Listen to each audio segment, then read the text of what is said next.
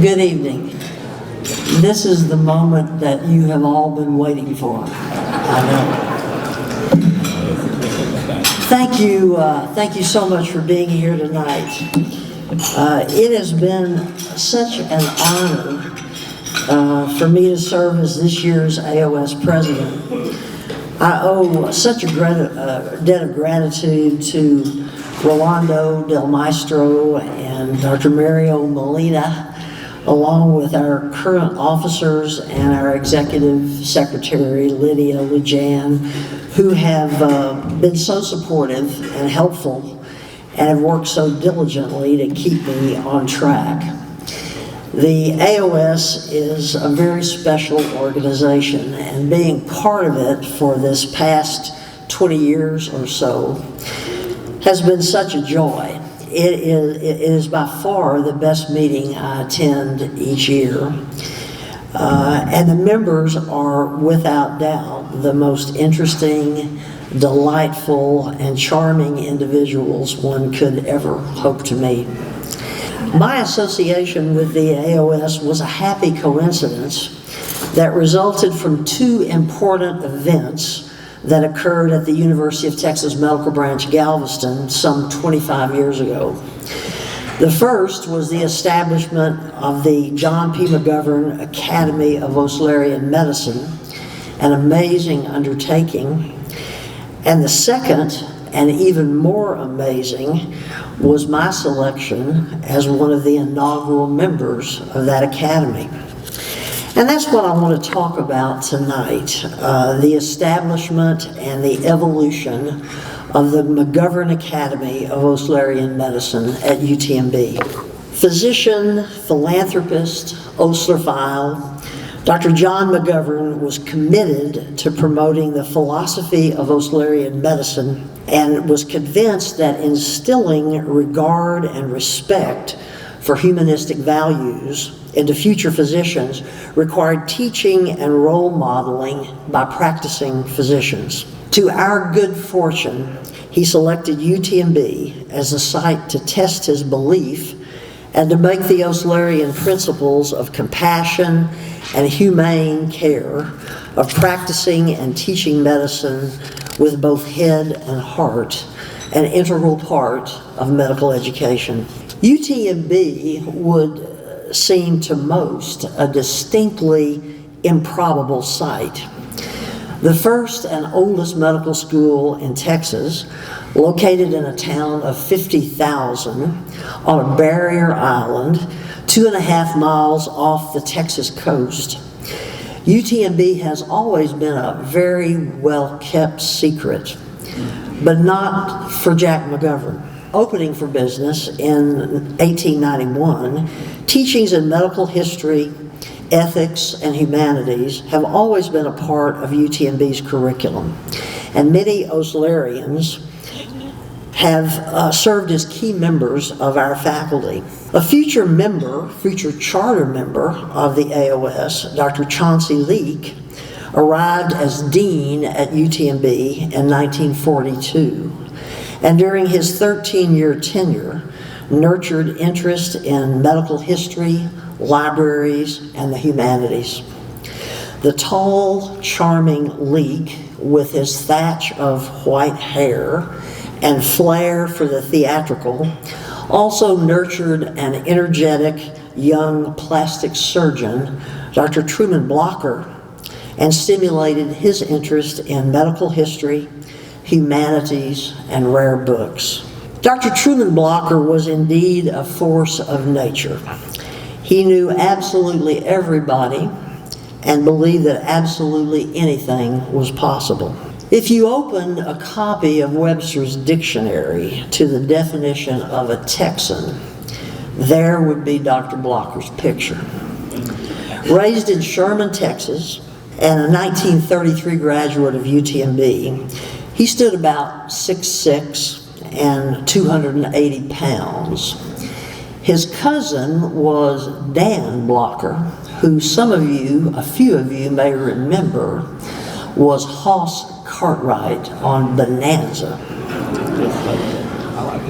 He was a burn surgeon, plastic surgeon, burn surgeon, Spent World War II caring for soldiers, and then came back to UTMB, where he chaired the surgery department, and then served as president from 1967 to 1974.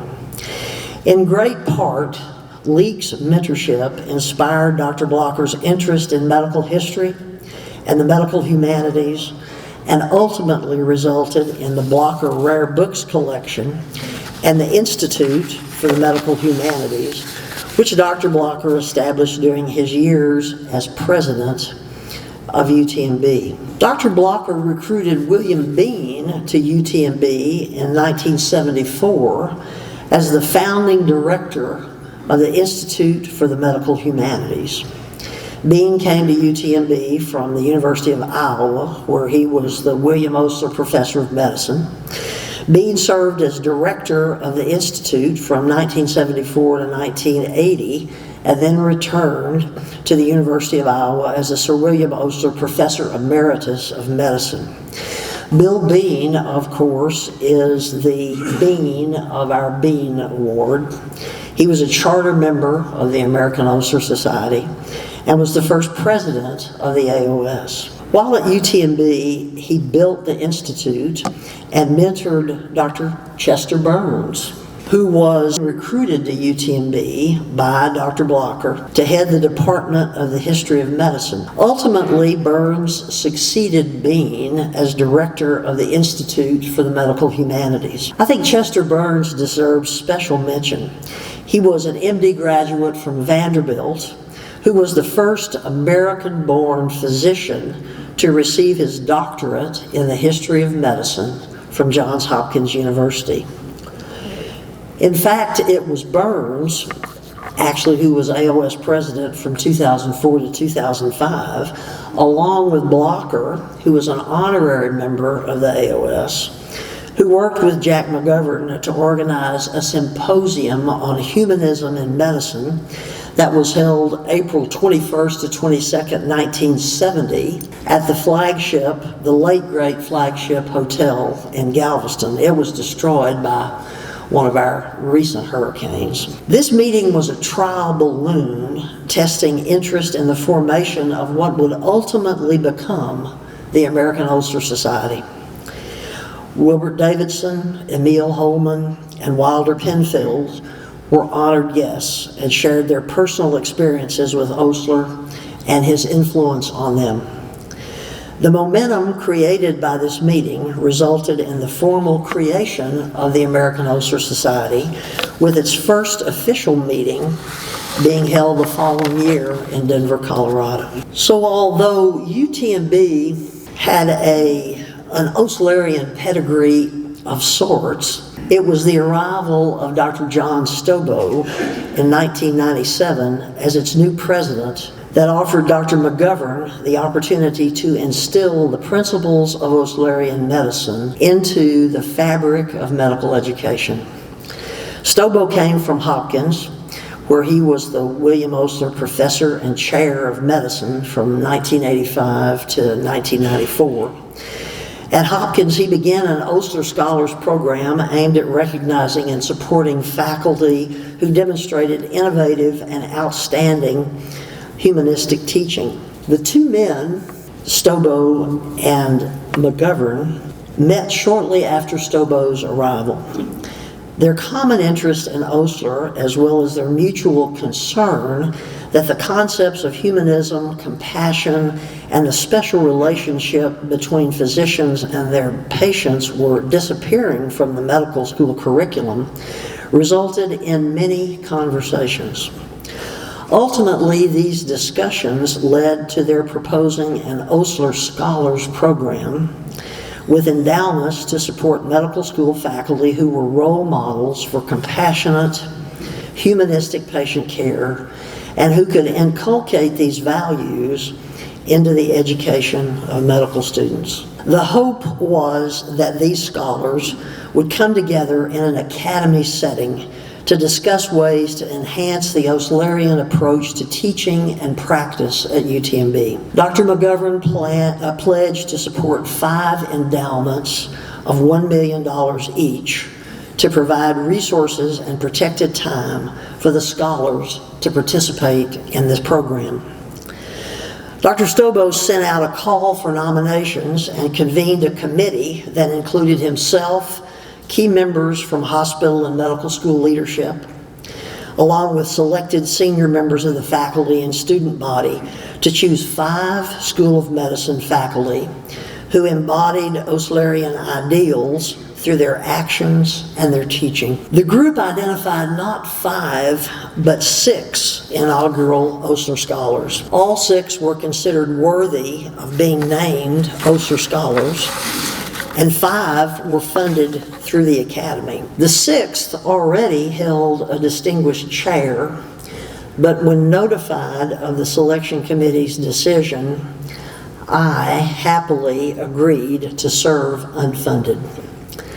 The scholars were announced October 26, 2001 at the UTMB Honors Convocation and included Drs. Jack Alperin, an internist and hematologist, Dr. Robert Beach, an internist and nephrologist, Tung Dinh, an obstetrician, Alisanne O'Donnell, a pediatrician and family physician, Francis Quinn, an otolaryngologist, and Joan Richardson, a pediatrician and a neonatologist. Dr. McGovern's expectations were that the scholars meet regularly to study and discuss Osler's life and writings and develop ways to integrate his teachings and his life into the curriculum and culture of UTMB. He urged their involvement in the American Osler Society and encouraged visits to Johns Hopkins and to the Osler Library at McGill University. The fledgling academy,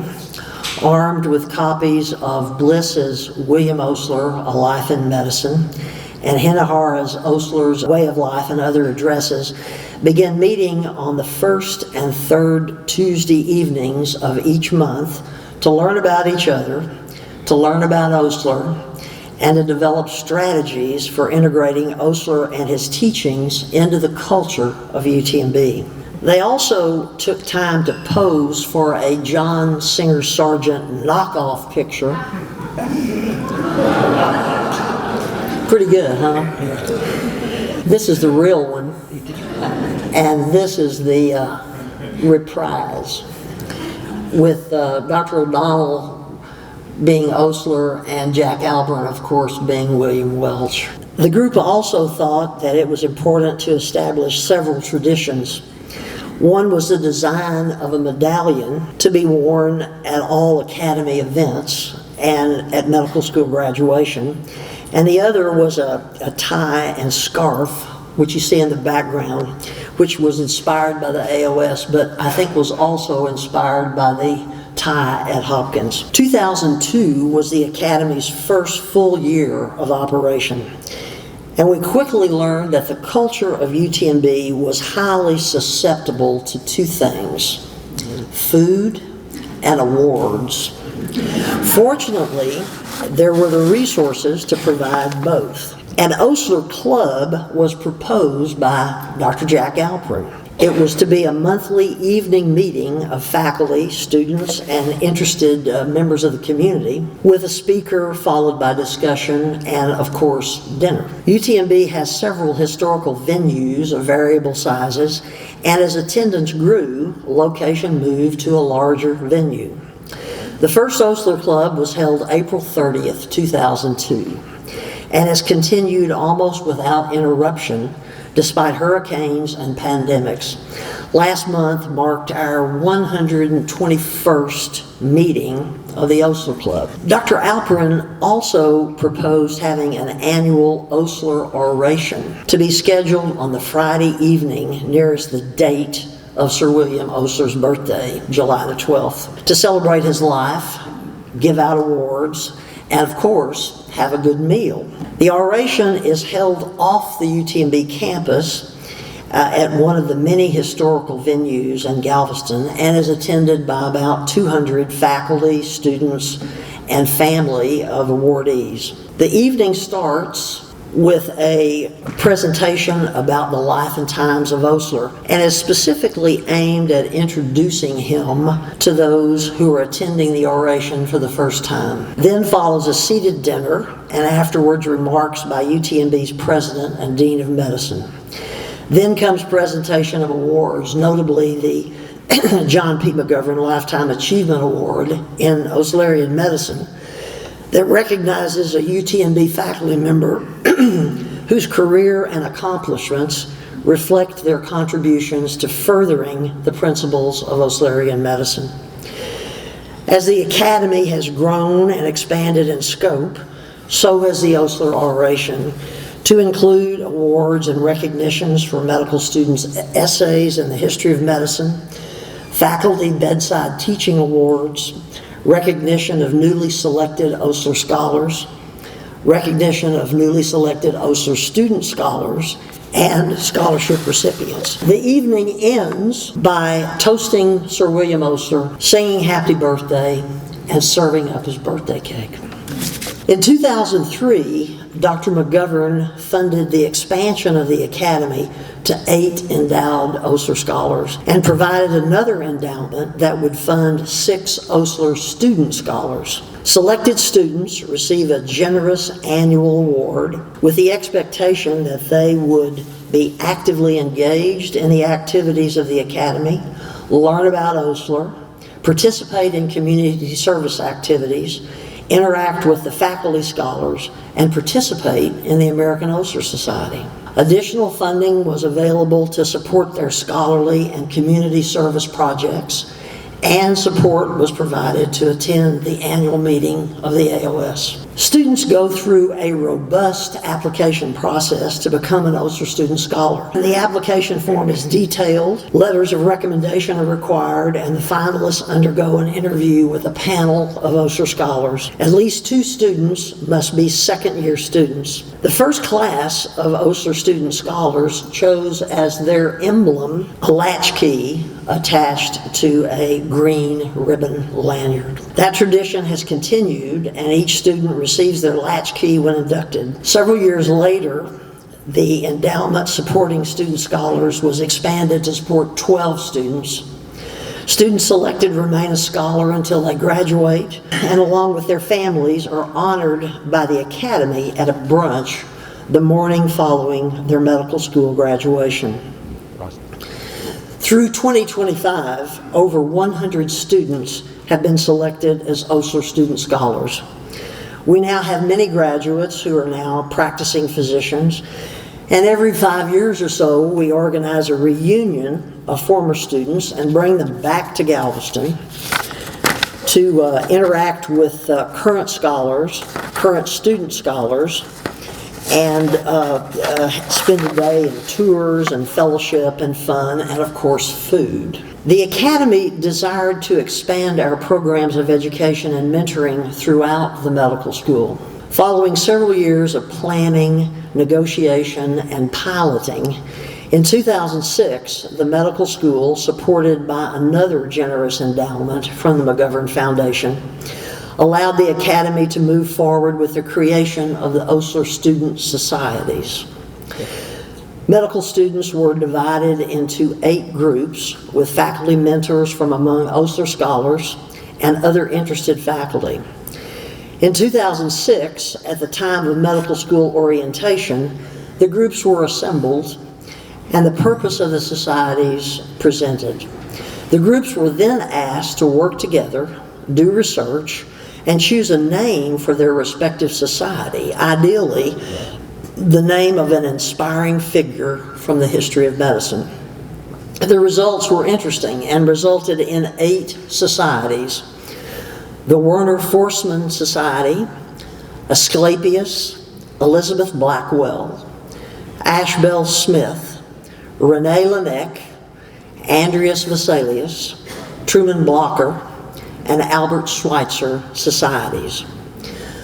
Dr. Mark Holden, then an Osler scholar, was appointed assistant dean for the Osler Student Societies, and when Mark left UTMB the next year, Dr. Mike Malloy replaced him, and the McGovern Foundation endowed a distinguished professorship in Oslerian education to support his work.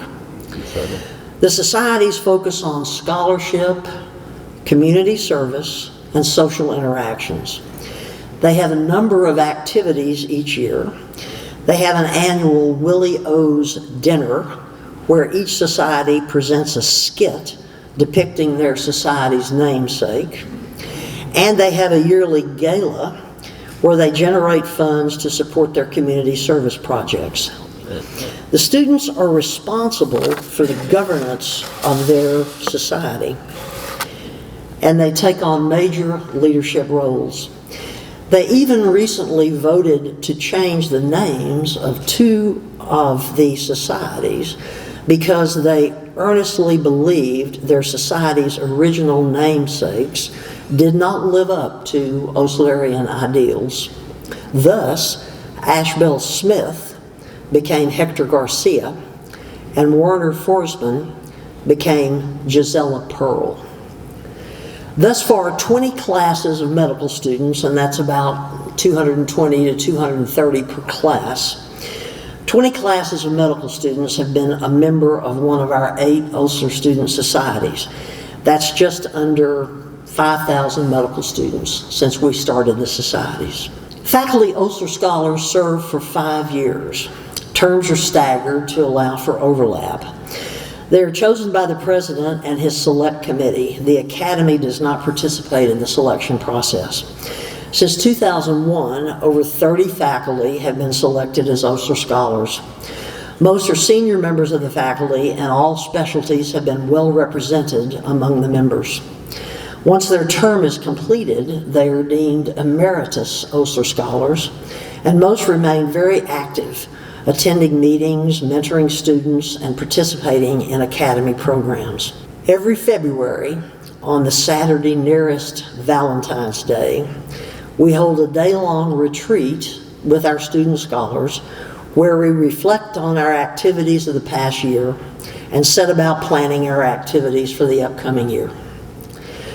Many of our Osler scholars are now active members of the AOS, including Jack Alperin, Barbara Thompson, John Lee, Matt Dashow, Premal Patel, Barney Carnath, Dwight Wolf, Lim Agbigbaloo, and, of course, the inimitable Dr. Mike Malloy. Others will follow, and we also aspire to have more of our student scholars become AOS members as well. Over the years, the Academy, its faculty, and its amazing, energetic, creative student members have undertaken many high-impact projects that have enriched our institution and have enriched our community. Thanks to the vision of Jack McGovern, his support, and the support of the McGovern Foundation, the McGovern Academy of Oslerian Medicine has been able to marshal human and financial resources to support many important initiatives. One of the first was the establishment of the Gold Humanism Society. Also support the creation of the Old Red Medical Museum. Establish the Bowtie Social Club for the History of Medicine. Sponsor the Student Society's annual Bioethics Bowl. Sponsor a Halloween carnival for the children of Galveston. Initiate the No One Dies Alone project on our inpatient service.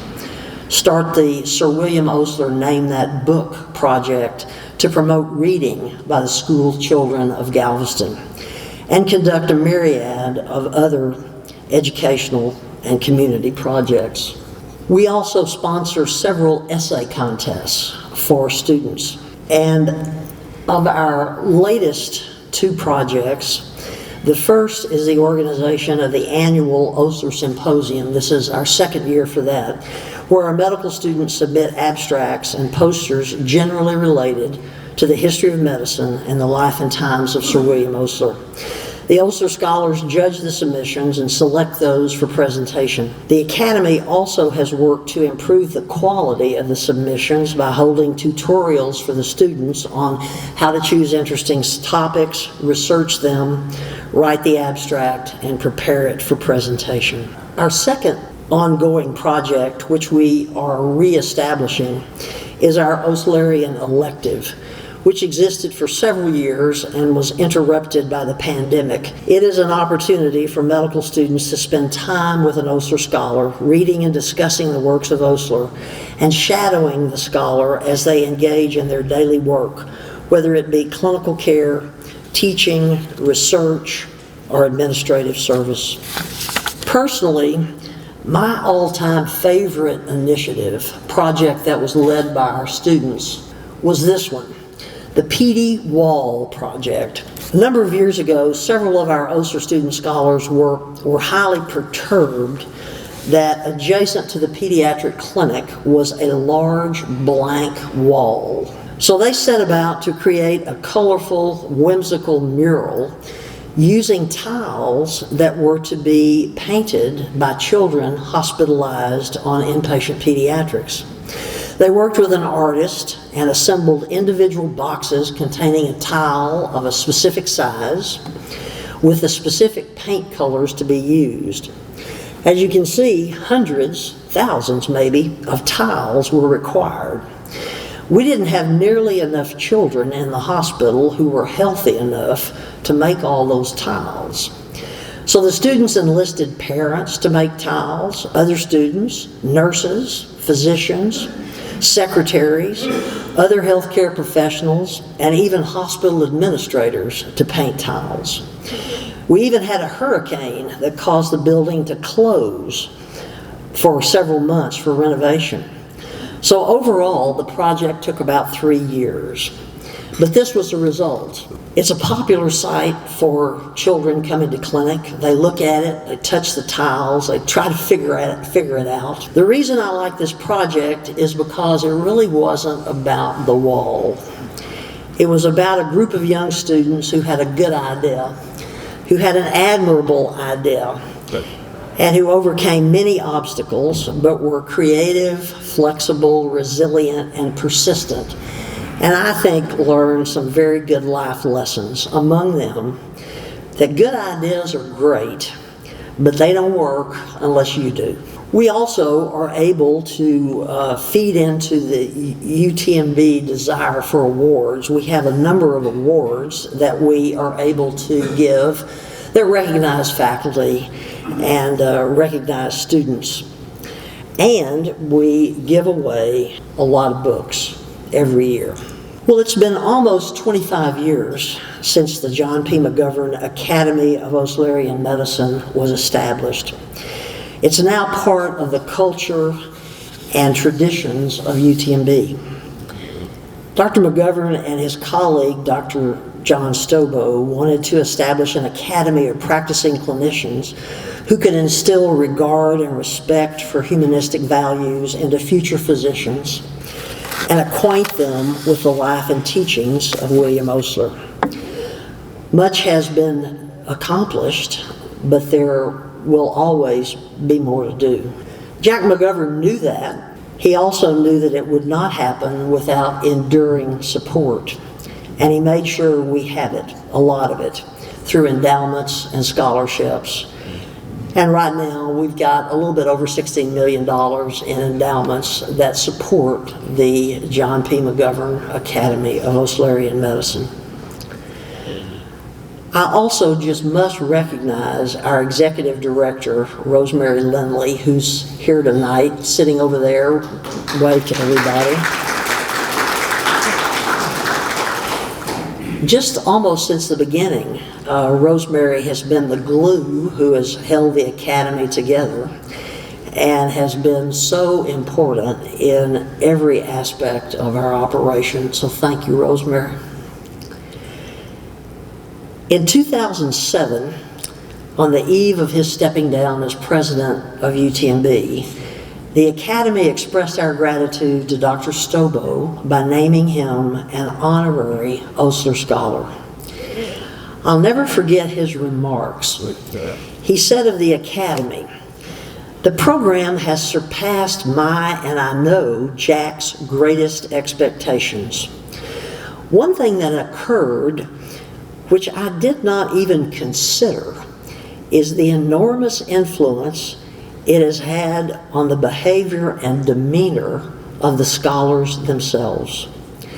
They are uplifted by the honor and became even more exemplary in their Oslerian approach to medicine. They have taken the honor as a cloak of greater responsibility in their approach to teaching and practice." Well, I can only speak for one of the scholars, that sixth one who got in under the wire, but in her case, Dr. Stobo was indeed correct. It changed me, and I have seen it change my colleagues as well. Well, thank you so much for listening to my yarn. It has been my great pleasure to be a part of this phenomenal organization. Please enjoy the rest of your dinner and enjoy the rest of your night.